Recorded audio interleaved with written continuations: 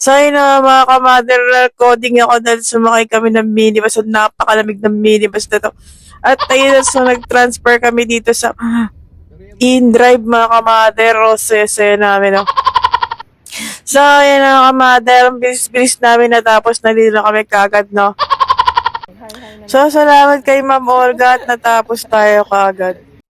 So, ayun na nga, may mga oras na napapagalitan ko si Kel. Hindi naman maiwasan yon.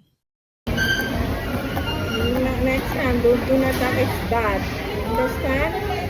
So, ayun na-realize naman niya na mali siya. So, nag-sorry naman siya. So, ayun na nga mga ka-mother at nagugutom na kami at kakain ng mga mandirigma.